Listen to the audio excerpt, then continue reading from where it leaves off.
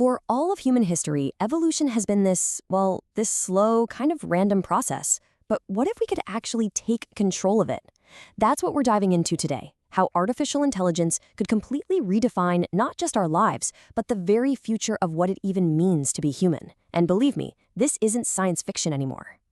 Okay, so for something like 200,000 years, natural selection has been calling all the shots. It's a slow, random process we had absolutely no saying. But what happens when we finally grab the steering wheel? That's the huge question we're tackling here. Are we really about to start designing our own evolution? Now, before we jump straight into AI, it's really important to get one thing straight. This whole idea of upgrading ourselves, it isn't new. Not at all. In fact, you could argue it's one of the most fundamental parts of being human. We have always been pushing beyond the limits of our biology. I mean, just think about it for a second. A sharpened stone? That was a hand upgrade. Eyeglasses? A vision upgrade. Vaccines? A total immune system upgrade. See the pattern? This drive to extend our capabilities is just baked into our history. The only thing that's changing now is how powerful and how permanent these new tools are becoming. And this really gets to a core tension in our existence. Biologically, we're a marvel, no doubt about it. But as engineer Woodrow Barfield puts it, if you look at us from an engineering standpoint, we've got a lot of design flaws. Our bones break, we get sick, we age. Evolution is just way too slow to fix these bugs. So what did we do? We started building tools to do it ourselves. Okay, so how exactly do we speed things up? Let's get into the tools we have available right now that are turning all of these abstract ideas into a very concrete reality. At the absolute heart of this is a technology called germline editing. Using tools like CRISPR, which you can think of as a biological find and replace for DNA, scientists can literally edit the genes of an embryo. This is a total game changer, because those changes aren't temporary. They become a permanent part of that person's genetic code, and they're passed down through generations. We're talking about editing the human blueprint itself. And you can probably guess what comes next. This opens a complete Pandora's box of ethical questions. Could these super expensive technologies create a genetic divide between the rich and the poor? Could employers or insurance companies start discriminating based on your genes? And maybe the biggest question of all, where do you draw the line? Curing a disease? That seems noble. But what about enhancing intelligence? Or choosing someone's height? But here's where the story takes a really dramatic turn. So far, we've been talking about humans using these tools.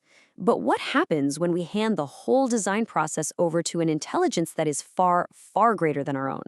What happens when AI becomes the new architect of our evolution? This is the core of what's called the transhumanist vision. The goal is no longer just to fix our biological limitations. Nope. It's to transcend them entirely, to move from being a flesh and blood species to becoming something else, a post-biological existence, where human evolution becomes an intentional, controlled, and completely engineered process. And you can see the difference laid out right here. On the one side, you've got natural selection. That's been our story for 200,000 years. Slow, random, unconscious. On the other side, you've got AI-directed evolution. We're talking rapid, we're talking intentional, and it's all designed by an intelligence that could understand genetics in ways we can't even begin to fathom. But hold on, because there's a massive twist in this story. While we're all busy figuring out how to use AI to evolve ourselves, AI is busy evolving on its own. And here's the kicker. We aren't necessarily part of its plan. I mean, look at this. This is the actual title of a paper from Dan Hendricks at the Center for AI Safety, and it gets straight to the point. The argument is pretty simple. The same Darwinian pressures that shaped us, survival of the fittest, could end up favoring a new competing form of life, artificial intelligence. Hendricks lays out this chillingly plausible path to how we could lose control. It starts innocently enough with just automation. Then, for the sake of efficiency, we delegate bigger and bigger decisions to AIs. But then, economic and military competition kicks in, and that creates a kind of natural selection for the AIs themselves, favoring the most ruthless, power-seeking versions. Eventually, these systems could just learn to erode our control until we can no longer pull the plug. And here is the most critical factor, the thing that changes everything: speed. A human generation takes decades. An AI could create a new, improved generation of itself in minutes or even seconds. Over the course of a single human lifetime, billions of AI generations could pass. It's not a fair fight. we're operating on completely different evolutionary timescales. And this quote from Hendricks, man, it really makes the potential consequences visceral. Genetically, we have way more in common with other mammals than we will ever have with a silicon-based intelligence. So, if we are outcompeted and we lose control, why should we expect this new dominant intelligence to treat us with any kind of special reverence? Why would it treat us any better than we treat cows? So all of this, the incredible promise of enhancement on one hand, and the terrifying threat of a rival intelligence on the other, it brings us to a fundamental crossroads. It forces us to ask a really difficult question.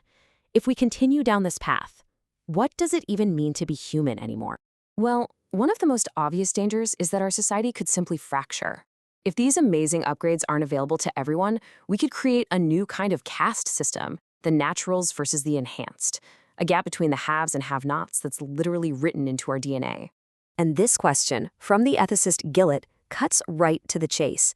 At what point does an enhanced human stop being human? What legal rights do they have? Do our current laws, our constitutions, even apply to a person who is part biological, part machine? We just don't have the answers. And so this is the ultimate question we're left with. For 200,000 years, being human meant having a shared biological story written by natural evolution. If we hand the pen over to an artificial intelligence and become a species of our own design, are we starting a bold new